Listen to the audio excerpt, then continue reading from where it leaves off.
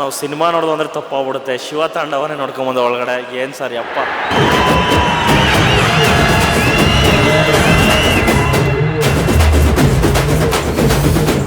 ಸಿನಿಮಾದೊಳಗೆ cinema ಮಾಡಿದ್ದಾರೆ.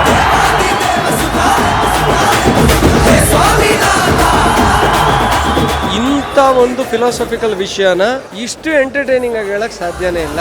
ಸೈಕ್ ಆಗಿದೆ movie ಮಾತ್ರ. ಪ್ರತಿ ಒಂದೊಂದು ಸೀನು ಗೂಸ್ ಬಂಪ್ ಈಗಲೂ ಹಾಗೆ ಬರ್ತಾ ಇದೆ. ಶಿವಣ್ಣ ಮತ್ತೆ ಶಿವಪ್ಪ ಎರಡು ಅವತಾರ ನೋಡ್ಬೇಕಂದ್ರೆ ಈ ಸಿನಿಮಾ ನೋಡ್ಬೇಕು. ಸ್ಪೆಷಲಿ ಶಿವಣ್ಣ ಫ್ಯಾನ್ಸ್ಗೆ ಇದು ಶಿವ ತಾಂಡವ ಅಂತಾನೆ ಹೇಳ್ಬೋದು. ಉಪೇಂದ್ರ ಸರ್ ಅಂತೂ ಅವ್ರದ್ದು ಹೇಳಂಗೆ ಇಲ್ಲ ಅವ್ರ ಆಕ್ಟಿಂಗ್ ಬಗ್ಗೆ. ಬರೀ 3 ಜನ ಹೀರೋ ಸೇರೋದಕ್ಕೆ ಈ ತರ ಬ್ಲಾಸ್ಟ್ ಮಾಡೋರು ನಮ್ಮ ಕನ್ನಡ ಇಂಡಸ್ಟ್ರಿನ. 3 ಜನರ ಕ್ಯಾರೆಕ್ಟರ್ ಜೊತೆ ನಾವು ಇದೀವಿ ಅನ್ಸ್ಬಿಡುತ್ತೆ. ನಾವು ಸತ್ತ ನಂತರ ಏನಾಗುತ್ತೆ ಅನ್ನೋದೊಂದು ಕ್ಯೂರಿಯಾಸಿಟಿ ಇದ್ರೆ ಅವರಿಗೆ ಈ ಸಿನಿಮಾ ಒಂದು ಆನ್ಸರ್ ಅಂತಾನೆ ಹೇಳ್ಬೋದು. ಮೈ ರೋಮಾಂಚನ ಆಗುತ್ತೆ. ನಮ್ಮನ್ನ ನಾವು ಪರೀಕ್ಷೆ ಮಾಡ್ದಂಗಿದೆ. Each and every scene DJ ಮಾತ್ರ ಬೇರೆ ಲೆವೆಲ್ ತಗೊಂಡು ಹೋಗಿದ್ದಾರೆ. ನೋಡ್ತಾ ಇದ್ರೆ ಕಣ್ ಮುಂದೆ ಇನ್ನು ನೋಡ್ಬೇಕು ಅಂತ ಹಬ್ಬ ಅನ್ನೋ ಫೀಲು.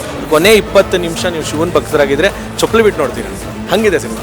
ನಮ್ಮ ಕನ್ನಡದ ಹೆಮ್ಮೆಯ ಸಿನಿಮಾ ಬಹಳ ಇಷ್ಟ ಆಯಿತು.